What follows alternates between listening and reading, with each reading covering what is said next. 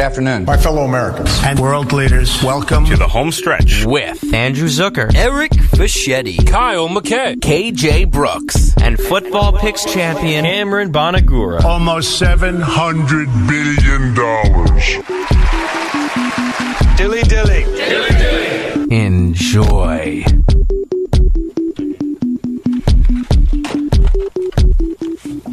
Good evening, ladies and gentlemen, and welcome to another edition of the Home Stretch here on 90.3 WHPC. My name is Andrew Zucker, and alongside me this evening, we've got a full cast in tow, and good, because we got so much to cover, so little, like, when I say so little, I mean, like, no time. We need more time.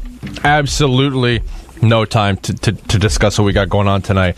Before we start off the show, or before we really get going into the show, I just want to make... I don't want to call them shout-outs. I want to wish condolence to two people. Greg Popovich, coach of the San Antonio Spurs. Condolences to him on the passing of his wife last Wednesday, Erin. Very sad thing to hear. Thoughts and prayers with him. Must be a very, very rough time with him, you know. And the Spurs are essentially considered his second family, or an extension of his first family, and he's not even with them right now, so he's really... Like, this is all he knows, his wife and sports, and he's kind of in a dark place right now. You know, I hope he comes out of this very soon, and just the best wishes for him going forward.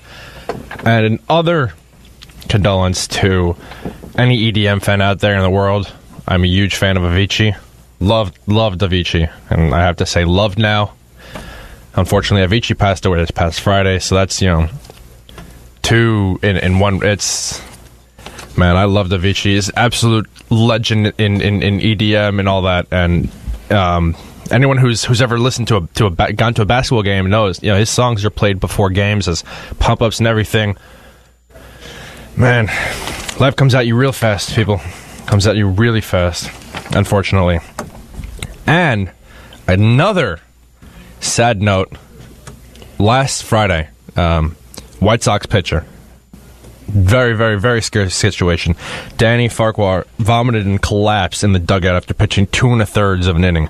Rushed to the hospital, had emergency surgery to relieve the cranial pressure. The cranial pressure was there because he had an aneurysm in his head, which burst, which then caused a brain hemorrhage, which caused the cranial pressure. He had surgery immediately to have that cranial pressure relieved, and apparently had another, I think it was on Sunday.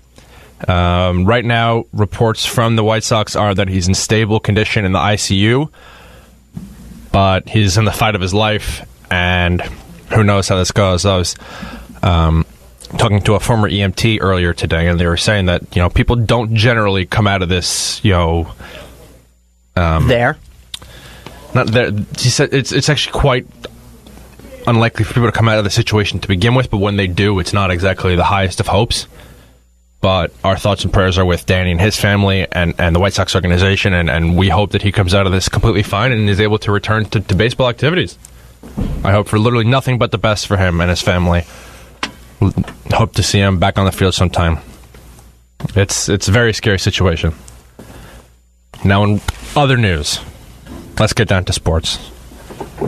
We've got 3 days until the NFL draft. I've seen... so many mock drafts. Yeah, it's been ridiculous. 3 days? Yeah, Thursday. Yeah, this Thursday. Comes at you quick, right? Hold up. If it wasn't for the fact that you're sharing a mic with Kyle, I'd mute your mic because you're on a sports show and had no idea the draft is in 3 days. Are you paying more attention to basketball? Is that what's going on here? See, I thought it was next week because, you know, I bought my tickets for Avengers on Thursday night. Oh, well, you're screwed. I got a dilemma. I think if you already bought the tickets, you got to go to the Avengers. Go see it.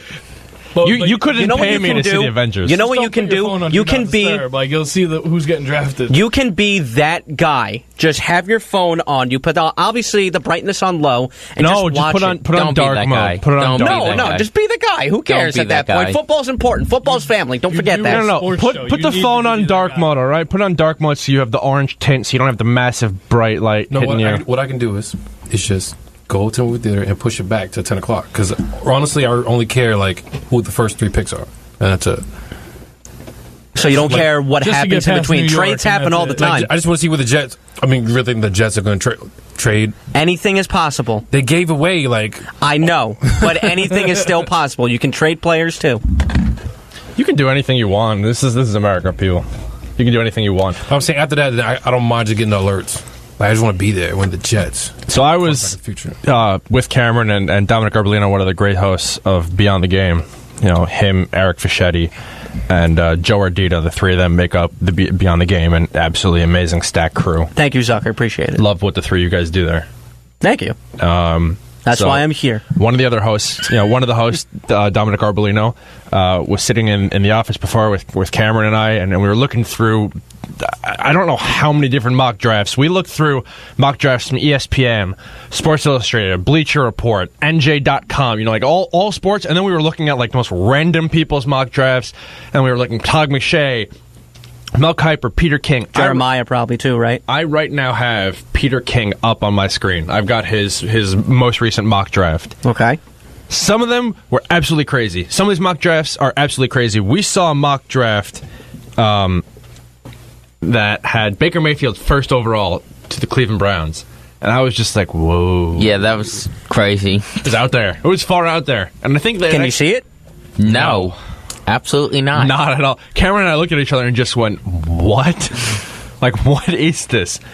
This is what the fans of the NFL call lion season. I saw anything's possible. Different mock draft. I actually saw 2 mock drafts, and those were also very interesting, and I gave it a lot of thought, where the Cleveland Browns select Josh Allen first overall. Okay. Saquon Barkley goes number 2. Okay. Excuse me, Sam Darnold goes 3. Okay. And either Josh Rosen or Baker Mayfield goes 4. So the Cleveland Browns pick 2 quarterbacks. That's so stupid. In the first 4 picks. Whoever does that needs to be fired, like that moment. That's so stupid. I'm sorry. And if they've heard anything out of Cleveland, that is just a huge smokescreen. I was talking to everything Cameron and is KJ. I don't believe anything right now. You hear like all these smokescreens from the Giants, the Jets, everything like that. I was like, the Browns are probably from thinking, everybody. They're probably like, we haven't made any smokescreens yet. Like, we got to just put something out there, something crazy. If you look at smokescreens right now, if you look at the rumors that are going on right now, and they were actually true, it would mean Saquon Barkley is going 2 to the Giants, and Baker Mayfield is going 3 to the Jets. Who goes 1 and who goes 4? It would be 4 would be Bradley Chubb. Number 1 would be Sam Darnold. That would be our first 4 picks. If all the smoke scenes were true, everything we're hearing is true. It would be Darnold, Barkley, Mayfield, Chubb. Just don't believe anything right now. That's the best advice that anyone can I don't believe anything. There's so much hype for Thursday because of course we there can't is. believe it. No, but I feel like this is different than every year for the last 5 years, maybe. Maybe the Andrew Luck in one. terms of what? Just that feel of like, I think it's because nobody knows exactly what's coming out of these quarterbacks. Well, that's true, yes. I So really thought really Mariota should have gone before Jameis Winston. Everyone's like, going in, everyone was like, okay, there's not even a debate. It's Winston, then Mariota. As of right now, Mariota. it worked out. Like, Winston is pretty good in Tampa Bay, and Mariota's pretty good in Tennessee. Mariota's way better than Winston at this point. Yeah. At this point, way better. The jury's still out on both of them, let's be honest. The jury's not out on Mariota. He's there. He's gone to the playoffs, and he's really looking like a franchise quarterback. Jameis Winston is looking slower.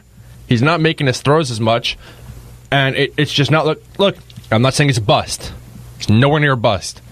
If there was a redraft from that year, he would not be the first overall pick. He would still be a first rounder. He would still probably be a top 15, but he would not be the first overall You think pick. he drops off that much? But do you Jameis think Winston, that Tampa Bay with Marcus Mariota, do they become a playoff team? They were, and then they dropped off last year. You think that this last year they if would you be were in to the see playoffs? Marcus Mariota passing to Mike Evans, yeah, I was about to say that. That's Mariota, Mike Evans. Marcus Mariota would be deadly. is better with precision. Now, I'm not saying he's a great definitely. and accurate passer, but I feel like he is more precise and accurate with his throws. And if you were to have him throwing at Mike Evans is tall enough that you kind of don't really need to throw it straight to him. He's just that big, and he's got that broad of arms and wingspan. Baby Megatron. Not even big. He's the same not size yet. as Megatron. They're both 6'5". Yeah, I was saying impact-wise, like baby. Okay. Megatron. But Mike Evans could catch a lot of balls. And if Marcus Mariota doesn't even need to zip it straight to Evans. Just getting in the same zip code. Would you say situations that would have been Mariota is perfectly fine where he is? No, he needs a receiver. Yeah, he needs a receiver, And yes. then a second receiver and a third receiver. He really needs help. Yeah, tight that end. pick of Corey Davis last year on the draft, That was early. boom. That was horrible. And I said it that was last a hot week. take right there. I said it last week when they took like 4 years ago, Dorial Green Beckham, who was Manziel's favorite receiver at Texas A&M, he had the potential. Just Green Beckham couldn't stay in the field. Mariota needs a legitimate wide receiver, and he's not going to get one in this draft because they have other needs that they need to address.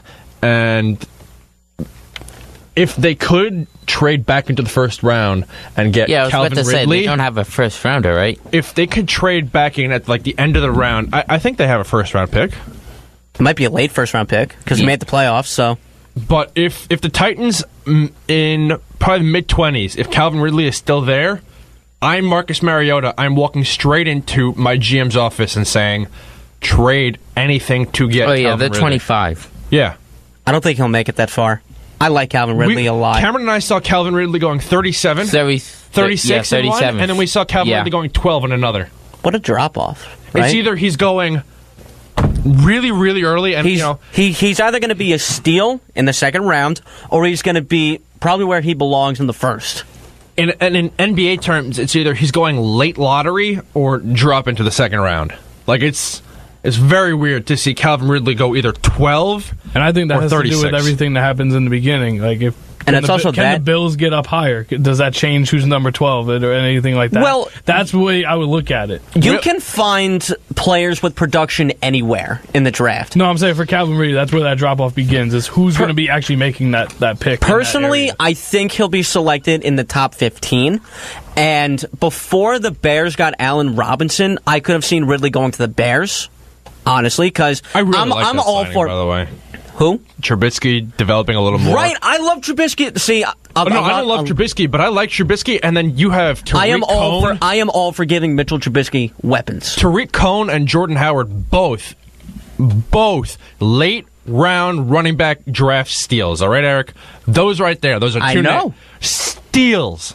And you have Allen Robinson in there. And if Kevin White could ever get on the field, ever, Kevin White was selected right Taylor after. Gabriel's still there. Well, he signed over there. Kevin White, if you remember, was selected right after Leonard Williams. And I was upset that we didn't get Kevin White. A lot of Jets fans were like, why didn't we pick Kevin White? Why did we pick Leonard Williams? Now you look back. Defensive linemen, like, why now you go back and you go, oh, we picked Leonard Williams, and they picked Kevin White. Kevin White, if he can get on the field, and you add him with Allen Robinson and potentially Calvin Ridley, and those two running backs, and a decent tight end, Trubisky will definitely take a nice step forward this year. I just think he's going to take a nice step forward in general, to be honest. The Bears gave him a lot of weapons, and I really like Matt Nagy, who is the new head coach for the Bears right now. Basically, they're my team to watch this year. I'm not saying that they're going to overtake the Packers or the Lions or even the Vikings, but they're going to be really competitive. Well, we definitely hope for as any NFL fan hopes that they're going to be competitive. As an NFL fan, I hate to see the Cowboys, the Browns, the Cleveland Browns suck. I love seeing the Cowboys suck. Well, my dad's a huge Cowboys fan, so I love seeing the Cowboys suck. Your dad is all over the place. He's a Cowboy fan. He's a Met fan. He's a Cowboy and he's a Met fan. How'd that happen? Well, my dad grew up when the Cowboys were America's team. Okay. And So is he like a Roger Staubach person? My grandfather, my father's father, was not a sport. The only sport my father's father ever cared for was baseball. Okay. My grandfather, ask him trivia about baseball from probably like 1915 until 1970. Like, ask him anything, he knows it. Okay.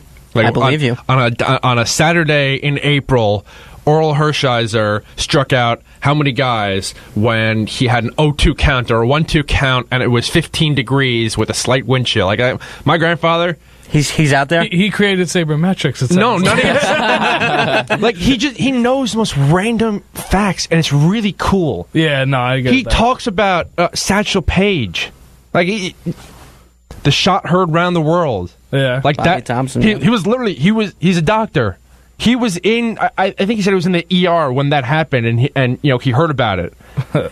Do you realize was he a Giants fan growing up? Dodgers, Yankees? Like, what was he? Well, the Mets didn't come around until he was like 40 years old. So yeah, he was not 40, 35. He was, I believe. Mets came in 1962, Andrew. Yeah, so he was. My grandfather was born in 26. Okay, there you go. So Math. I believe he was a Giants fan. I'm not 100% sure. Good choice.